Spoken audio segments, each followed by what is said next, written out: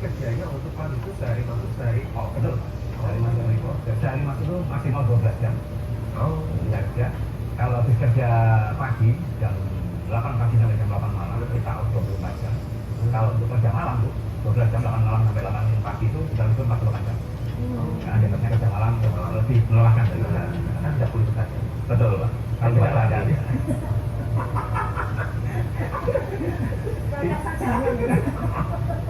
itu kan nomor itu kan nomor.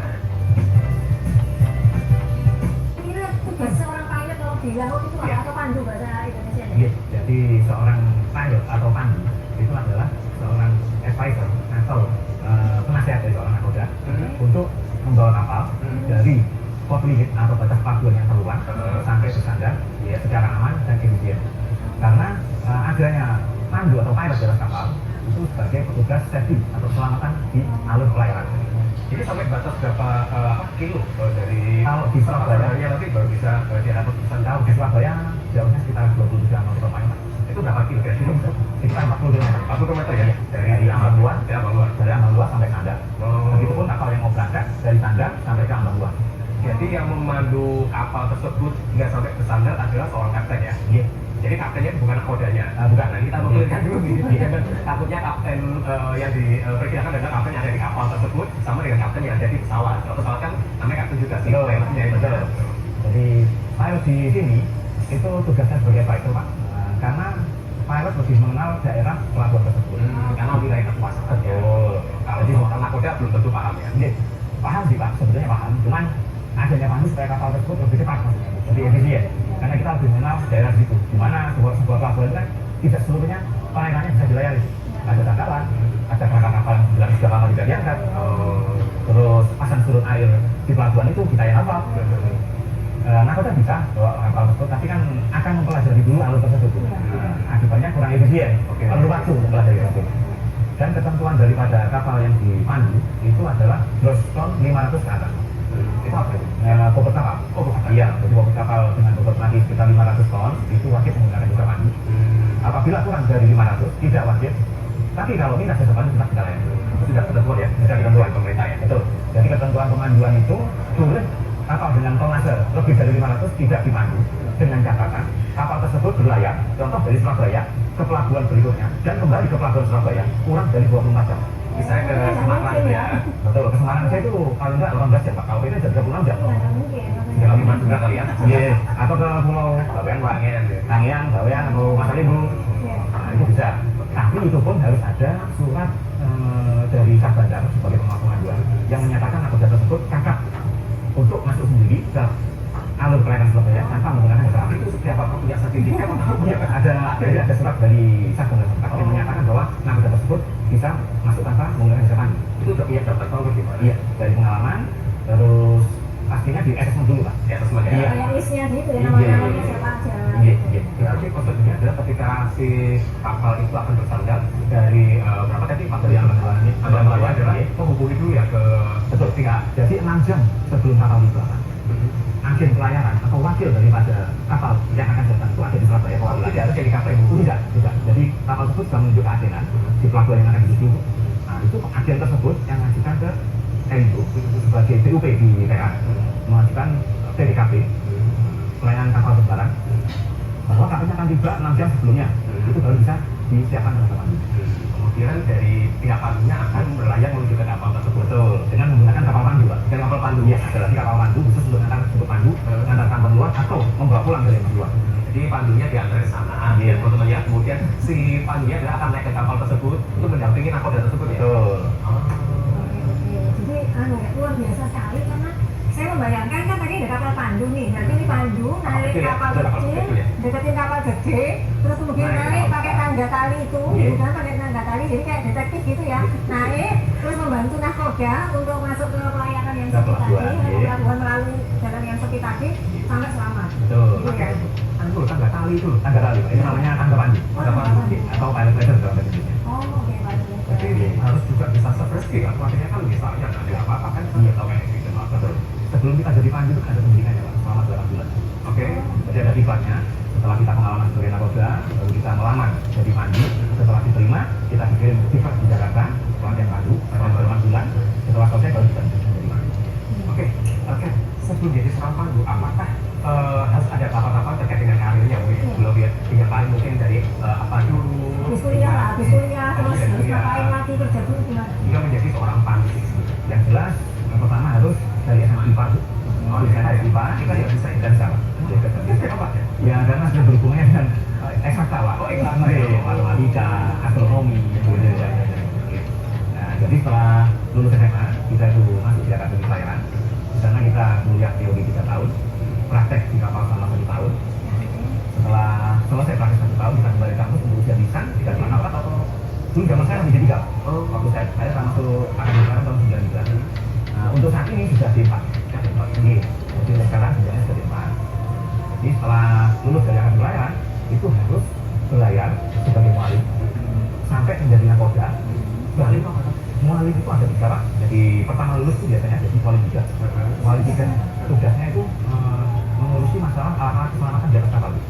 Seperti seperti NJ, masalah safety itu mualim 3.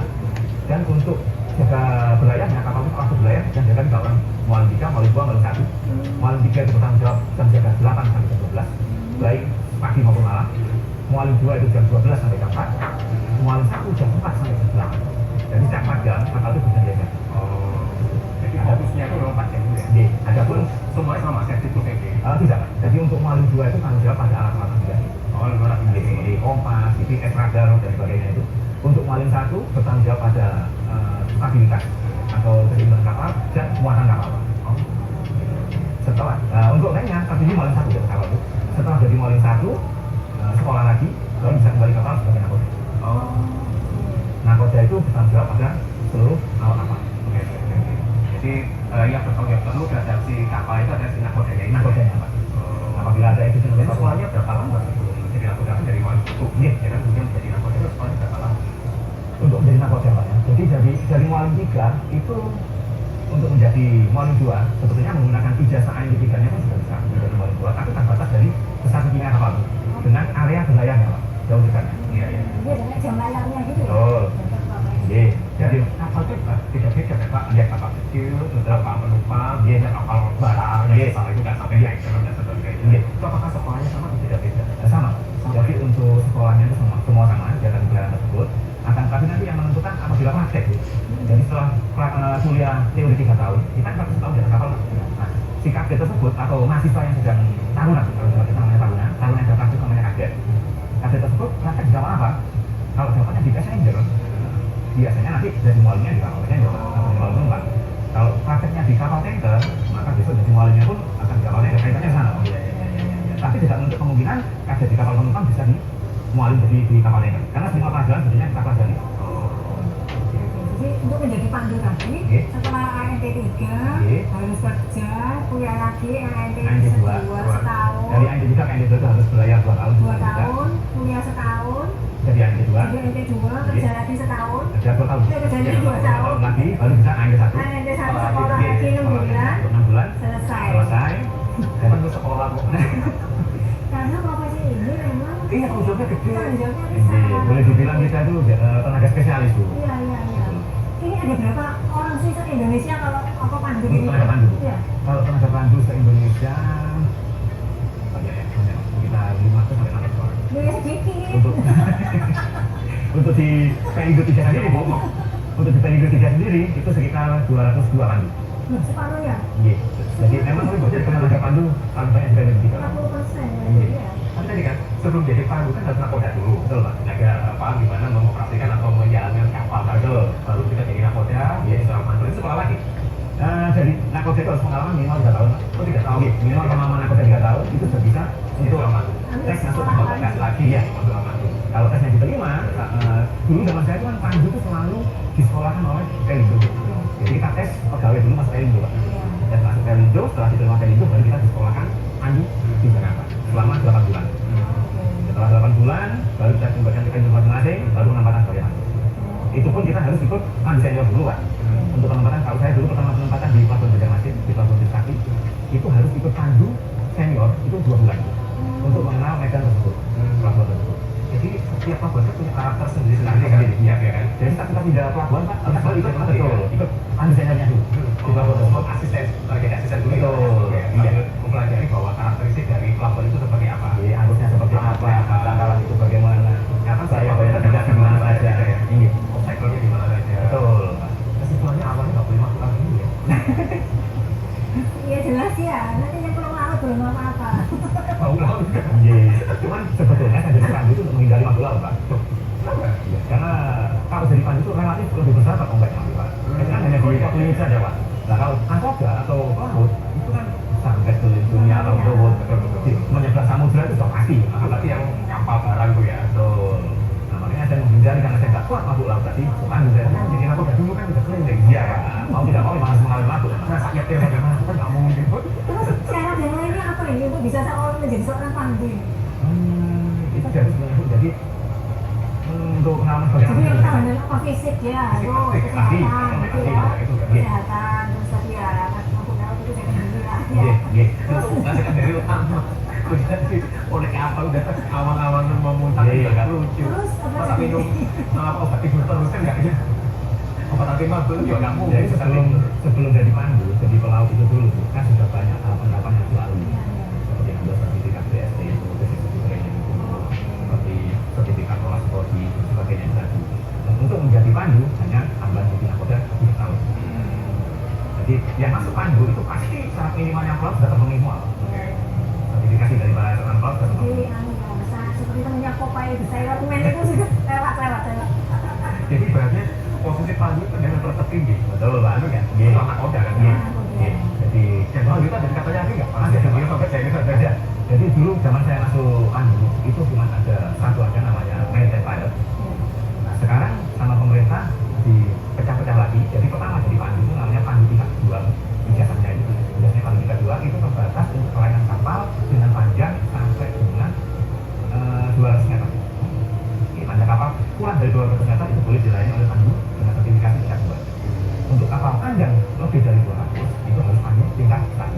Kalau nggak itu sudah tingkat 1. Saya sudah di pilot. Oh, di sini Ya, jadi di atasnya tingkat 1 lagi Pak. Oh, Setelah pandu tingkat 1, Maha pandu. pandu. Pak guru, Pak pandu. jadi setelah pandu tingkat 1 boleh memandu kapal. Pandu tingkat dewa. Jadi pandu tingkat 1 itu boleh mandu kapal sudah tanpa batas Ya. 200 meter lebih. Berapapun panjangnya, apapun tipe kapalnya, akan tetapi tidak boleh memandu kapal di perairan laut dalam. Jadi seperti contohnya di Selat Malaka. Oh, kenapa? Di Selat Malaka itu ya pemerintah semuanya atur regulasinya. Jadi aturan regulasi dari pemerintah, pandu yang memandu di laut dalam itu harus sekolah lagi namanya Sea Pilot. Jadi kita melayani kapal-kapal juga di Selat Malaka, kapal-kapal VLCC Pak. Jadi super tanker lanjut. Pak, jadi yang dikatakan kapal VLCC atau pandu laut dalam adalah kapal yang dipandu dengan jarak kapal itu minimal 15 meter.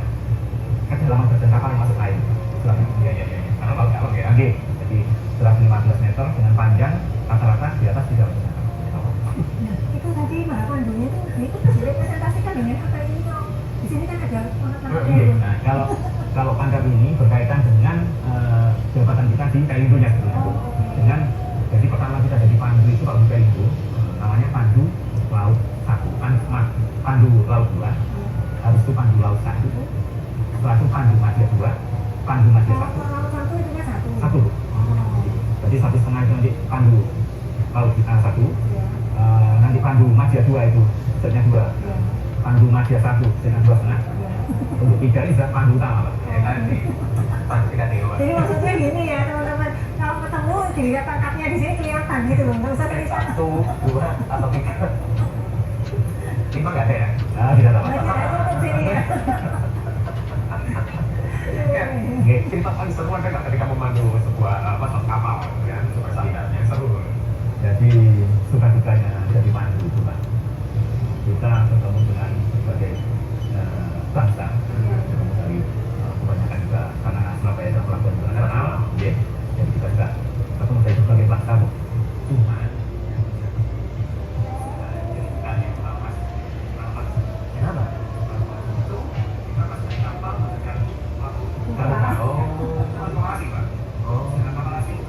Nggak boleh kalau makanan gitu.